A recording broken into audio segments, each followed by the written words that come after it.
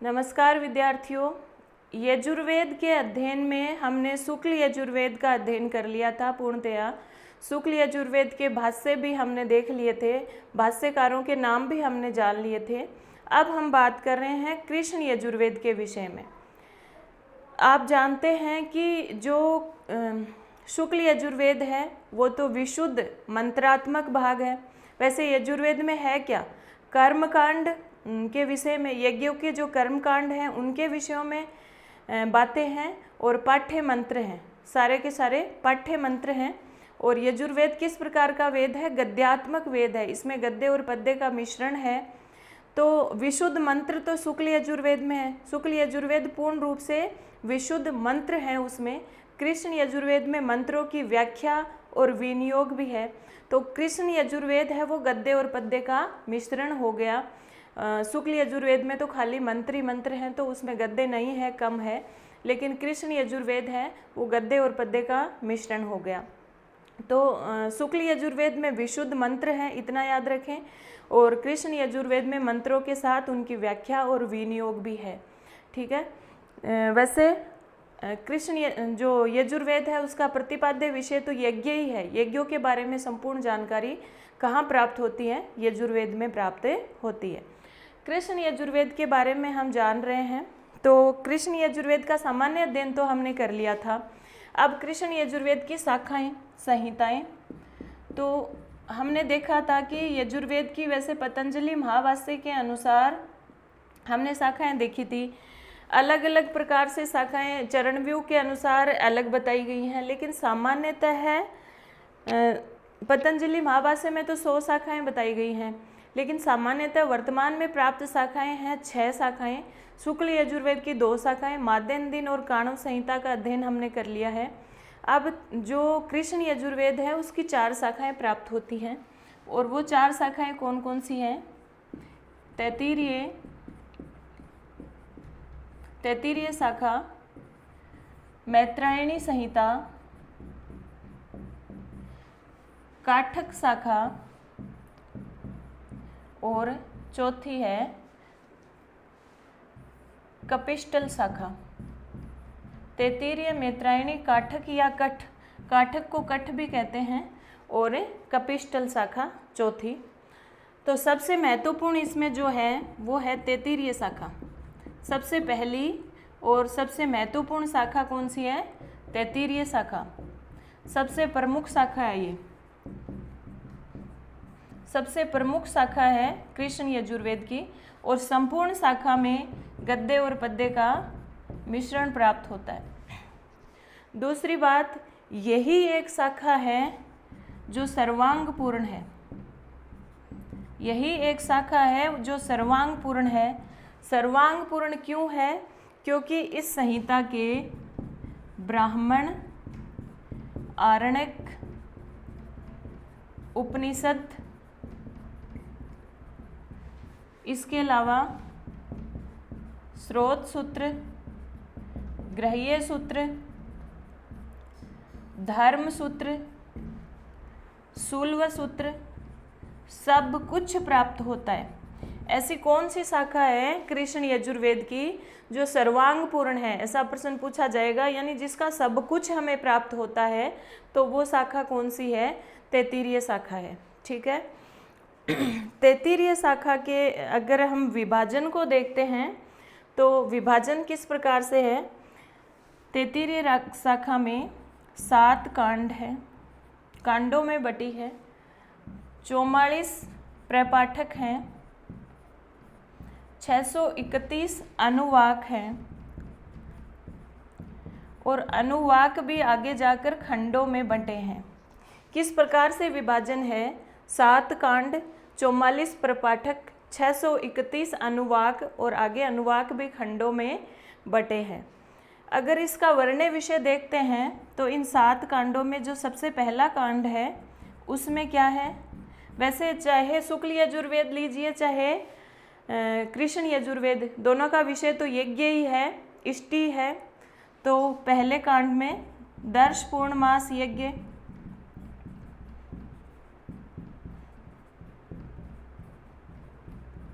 ज्योतिष्टोम यज्ञ, और राजसूय यज्ञ का वर्णन प्राप्त होता है। दूसरे कांड में पशु विधान इष्टि का वर्णन है। इन्हीं के बारे में सामान्यतः पूछा जाता है। संपूर्ण अध्ययन बस सामान्य बातें पूछी जाती हैं, ज़्यादा गहराई से नहीं पूछा जाता। इसका अंग्रेजी अनुवाद भी किया है डॉक्टर कीथ मोदे ने। जो तैत्तिरीय शाखा है उसका अंग्रेजी अनुवाद भी किया है। तैत्तिरीय शाखा का अंग्रेजी अनुवाद भी प्राप्त होता है, ध्यान रखना।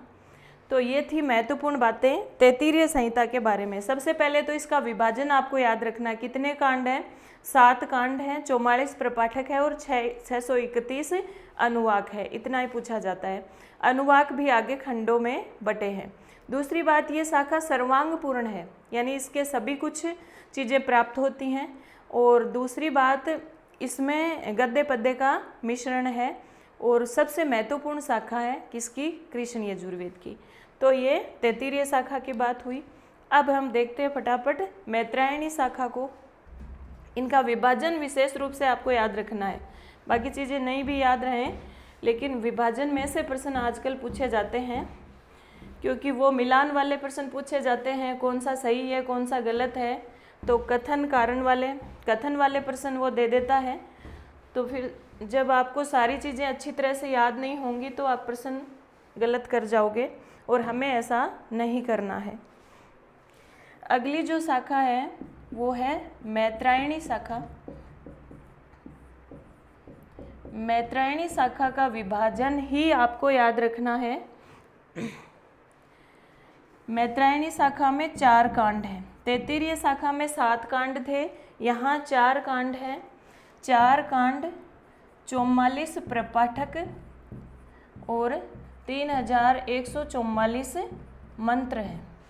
ये कांड प्रपाठक और मंत्र में विभाजित है।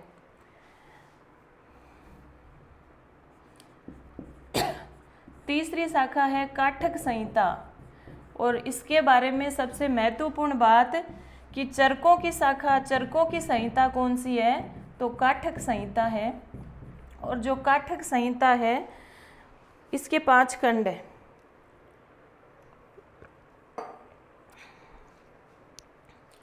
काठक संहिता का विभाजन जब देखते हैं तो इसमें 5 खंड है, और उन खंडों के नाम कई बार परीक्षा में पूछे जाते हैं, तो इसको याद करिएगा जरूर। इठिमिका, मध्यमिका, ओरिमिका,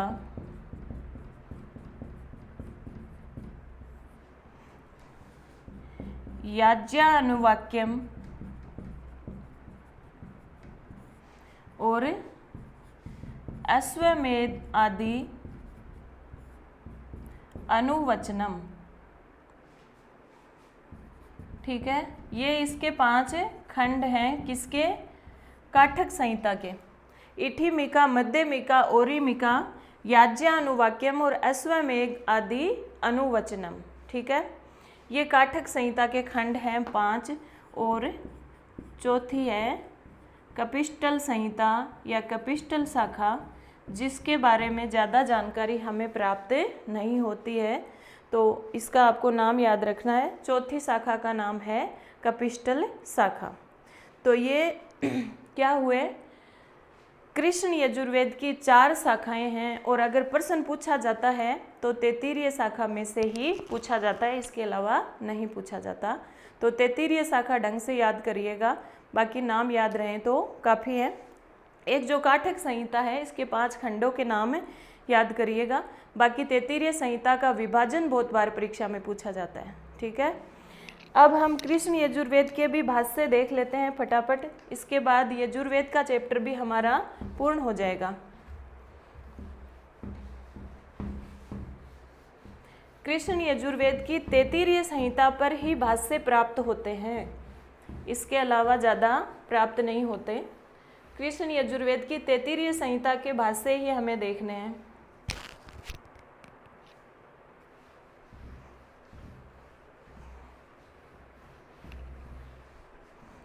तो देखिए, तैत्तिरीय संहिता के भाष्य।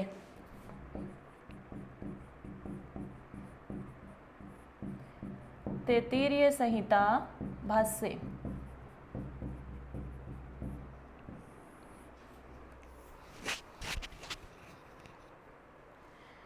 भाष्यकारों के नाम याद रखने हैं, बस ज़्यादा कुछ नहीं देखना इसमें। एक है कुंडिन। कुंडिन ने क्या किया है, तैत्तिरीय संहिता की वृत्ति लिखी है। तैत्तिरीय संहिता पर वृत्ति लिखी है किसने, कुंडिन ने। दूसरे जो भाष्यकार हैं उनका नाम है भवस्वामी। तीसरे हैं गुहदेव।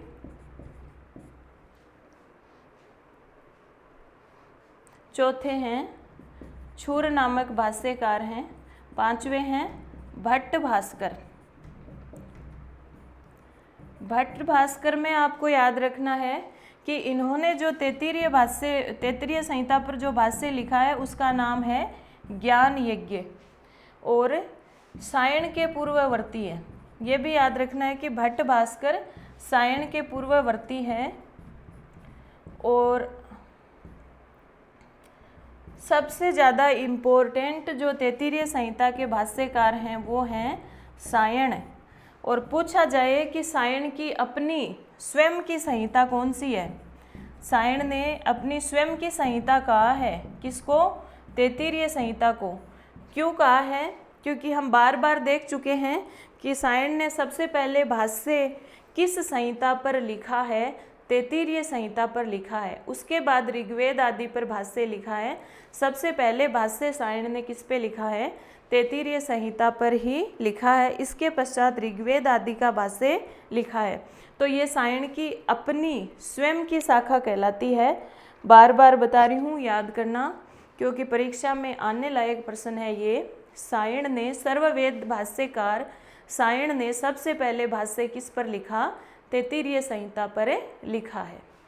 तो इस प्रकार से भाष्यकारों के नाम आपको सारे याद करने हैं। तैत्तिरीय संहिता के भाष्यकार कौन कौन से हैं, कुंडिन, भवस्वामी, गुहदेव, छूर, भट्ट भास्कर और अंत में सायण। भट्ट भास्कर ने जो भाष्य लिखा है उसका नाम है ज्ञान यज्ञ। ठीक है, तो ये हमारा कृष्ण यजुर्वेद भी पूर्ण हुआ। इस प्रकार से यजुर्वेद संहिता का अध्ययन हमने देख लिया है। जो भी सामान्य बातें, विशेष बातें जो परीक्षा में आने लायक हैं उनका संक्षेप में हमने अध्ययन कर लिया है, बहुत ज़्यादा विस्तार से नहीं किया है।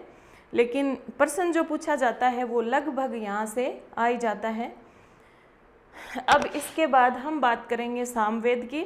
सामवेद का अध्ययन थोड़ा ज़्यादा विस्तृत होगा क्योंकि सामवेद में बातें ज़्यादा पूछी जाती हैं और थोड़ा गहराई से भी पूछा जाता है उसमें प्रश्न। अथर्ववेद में फिर वापस वो संक्षेप में ही है, अथर्ववेद में ज़्यादा कुछ नहीं है। लेकिन ऋग्वेद और सामवेद जो हैं वो थोड़े विस्तृत हैं। तो तैयार रहना फिर सामवेद की अगली कक्षा के लिए। तब तक के लिए जयतु संस्कृतम जयतु भारतम। शुभ रात्रि, धन्यवाद।